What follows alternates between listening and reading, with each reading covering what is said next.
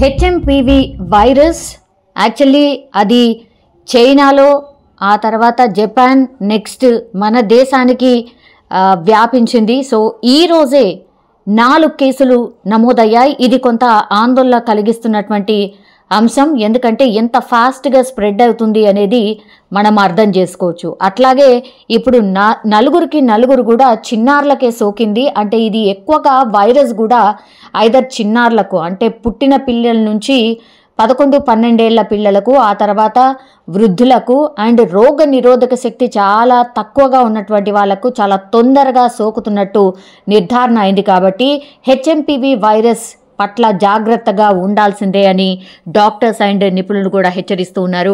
And even రాష్ట్ర ప్రభుత్వాలు కూడా అండ్ కేంద్ర ప్రభుత్వం కూడా దీని మీద హెల్త్ ఎమర్జెన్సీకి సంబంధించిన మీటింగ్ పెట్టే ఆలోచనలో కూడా ఉన్నట్టు సమాచారం అందుతోంది. ఎందుకంటే చాలా ఫాస్ట్గా స్ప్రెడ్ అవుతుంది కాబట్టి ఖచ్చితంగా అన్ని రాష్ట్ర ప్రభుత్వాలకి ఒక అలర్ట్ జారీ చేయాల్సిన అండ్ అలారం సిచ్యువేషన్ ఉన్నట్టుగా స్పష్టంగా అర్థమవుతోంది. అండ్ ఇప్పుడు చలికాలం కాబట్టి మనకు తెలుసు ఢిల్లీలో కూడా చాలా పెద్ద ఎత్తున చలి తీవ్రత చాలా అంటే చాలా ఎక్కువగా ఉంది.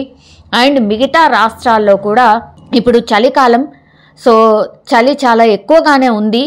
అందుకని కేంద్ర సర్కార్ కూడా మిగతా రాష్ట్ర ప్రభుత్వాలందరికీ కూడా ఒక మార్గదర్శకాలని జారీ చేయాలి అన్నటువంటి ఆలోచన చేస్తున్నటువంటి పరిస్థితి అయితే కనిపిస్తోంది.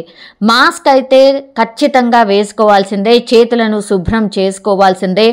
అండ్ ఈ వైరస్ సోకినటువంటి వాళ్ళకి ఖచ్చితంగా జలుబు, జ్వరం, దగ్గు ఇలాంటివన్నీ కూడా కనీసం 4 నుంచి 5 రోజుల తర్వాత కానీ బయటపడే అవకాశం లేదు అనేటువంటిది చెప్తున్నారు. అంటే హెచ్ఎంపివి వైరస్ ఉందా లేదా అనేది నిర్ధారణ కావడానికని 4-5 రోజుల సమయం పడుతుంది. కాబట్టి ఎవరికైతే జలుబు కావచ్చు, దగ్గు కావచ్చు, జ్వరం కావచ్చు చాలా ఎక్కువగా ఉంటే మాత్రం వాళ్ళు ఖచ్చితంగా ఐసోలేట్ కావాల్సిందే, బయటికి వెళ్లకుండా ఉండాల్సిందే అన్నటువంటిది పెద్ద ఎత్తున ప్రచారం అయితే చేస్తున్న పరిస్థితి అయితే కనిపిస్తోంది. ఇంకో విషయం, ఒకవేళ మాస్కులు ధరించకపోయినా ఇట్లాంటి ఐసోలేషన్ కాకపోయినా వర్స్ట్ సిచ్యువేషన్ వస్తే మాత్రం ఖచ్చితంగా లాక్డౌన్ పెట్టే అవకాశం కూడా ఉంది అనేటువంటిది ఒక సమాచారం అయితే అందుతోంది. ఎందుకంటే ఇప్పుడు రాబోయే 4-5 రోజుల తర్వాత సంక్రాంతికి పెద్ద ఎత్తున తెలుగు రాష్ట్రాల నుంచి ఇటు నుంచి అటు, అటు నుంచి ఇటు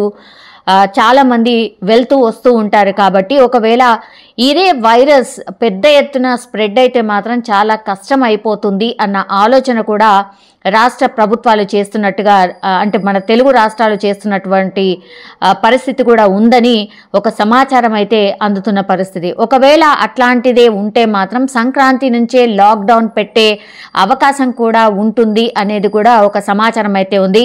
ఎందుకంటే చాలా పెద్ద ఎత్తున తెలుగు రాష్ట్రాలకు సంబంధించే కాదు, మొత్తంగా అంటే మన భారతదేశం మొత్తంగా కూడా సంక్రాంతి సంబరాలు పెద్ద ఎత్తున జరుగుతాయి.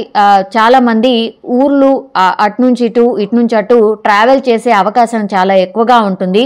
యాక్చువల్లీ ఇంటర్నేషనల్ ట్రావెల్ లేకపోయినా సరే ఇప్పుడు 4 చిన్నారులకు హెచ్ఎంపివి సోకింది. కాబట్టి ఇది చాలా తొందరగా మల్టిప్లై అవుతూ 4 నుంచి 40 నుంచి 400, 4000 ఇట్లా చాలా ఫాస్ట్గా స్ప్రెడ్ అవుతుంది అనేది డాక్టర్స్ అయితే ముందు నుంచి కూడా హెచ్చరిస్తున్నారు. సో అదంతా స్ప్రెడ్ కాకుండా ఉండడానికని కనీసం ఒక వారమా 10 రోజుల మరి సంక్రాంతి హాలిడేస్ కూడా ఉన్నాయి కాబట్టి చిన్న పిల్లలకే చాలా ఎక్కువగా వస్తుంది. కాబట్టి మరి లాక్డౌన్ పెట్టాలా లేకపోతే స్కూళ్లకు సెలవులు ఎక్స్టెన్షన్ చేయాలా, ఇట్లాంటి ఆలోచన మాత్రం చేస్తున్నట్టుగా మనకున్నటువంటి సమాచారం.